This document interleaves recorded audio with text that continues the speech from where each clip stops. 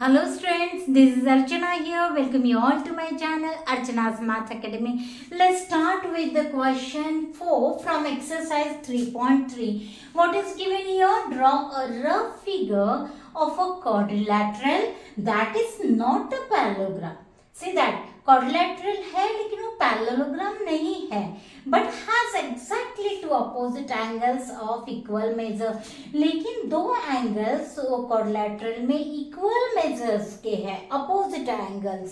ठीक है, तो हमें एक पेयर, that means एक पेयर जो है opposite angles की equal है. तो हमें पहले तो हम देखते हैं कि parallelogram में क्या होता है. So suppose I am drawing here this is a quadrilateral and this quadrilateral is parallelogram. तो क्या हो जाएगा यहाँ पे? Opposite sides are equal. Opposite sides are equal. ये दो sides equal है, ये दो sides equal है. Opposite angles भी equal रहते हैं. ये angle इसके साथ equal है और ये angle जो है ये एंगल के अपोजिट एंगल के साथ इक्वल है. लेकिन आपको क्या निकालना है कि क्वाड्रिलेटरल है जो पैरेललोग्राम नहीं है, माने अपोजिट साइड्स इक्वल नहीं है उसमें, और साथ में सभी angles that means opposite angle. यहाँ पे ये पेयर देखिए, ये पेयर इक्वल है, ये पेयर भी इक्वल है. यहाँ पे आपको दिखाना है कि सिर्फ एक पेयर इक्वल है, दोनों पेयर्स इक्वल नहीं है.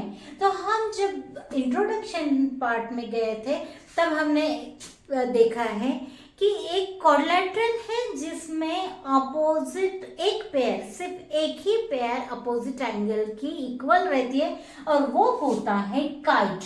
तो देखिए आपने बहुत उड़ाई भी होगी, तो हम यहाँ पहले काइट ड्रॉ करते हैं.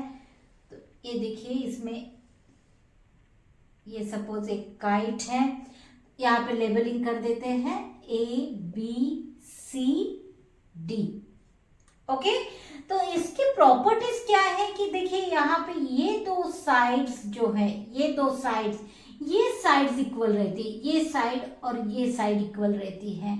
माने ये अपोजिट साइड है क्या? नहीं, ये एडजेसेंट साइड है. तो ये पैरेललोग्राम हो ही नहीं सकता, क्योंकि हमारे क्या था कि अपोजिट पैरेललोग्राम में अपोजिट साइड्स इक्वल रहते हैं. लेकिन यहाँ पे क्या है? एडजेसेंट साइड्स इक्वल है. ये दो साइड्स इक्वल रहती हैं, ये भी एडजेसेंट साइड्स है. तो पहली बात तो ये पैरेललोग्राम हो ही नहीं सकता. ये क्वाड्रिलेटरल है लेकिन पैरेललोग्राम नहीं है. तो आपको ऐसा क्वाड्रिलेटरल ढूंढना है जिसमें एक ही पेयर जो है अपोजिट एंगल की इक्वल होनी चाहिए. तो हमने प्रॉपर्टीज में देखा है कि ये जो है, जो स्मॉल डायगोनल फॉर्म करते वो दो एंगल्स, ये जोड़ने से स्मॉल डायगोनल फॉर्म होता है कि नहीं? ये ऐसे अगर जोड़ेंगे तो ये, क्योंकि ये डायगोनल बड़ा डायगोनल फॉर्म होता है, तो ये स्मॉल डायगोनल जिस पे फॉर्म होता है वो एंगल्स इक्वल होते हैं. दैट मीन्स यहाँ पे angle A is equal to angle C है.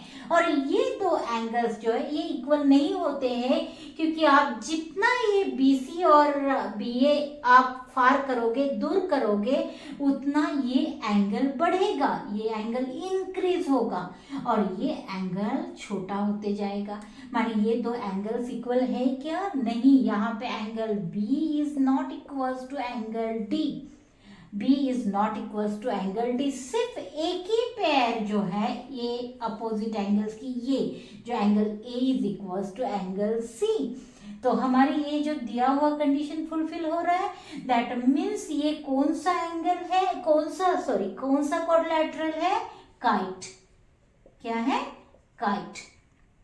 ओके, तो यही पूछा है, आपको रफ फिगर ही ड्रॉ करना है और बताना है कि कौन सा क्वाड्रिलेटरल है. तो ये होता है kite. Got it everyone? So I hope you understood this question.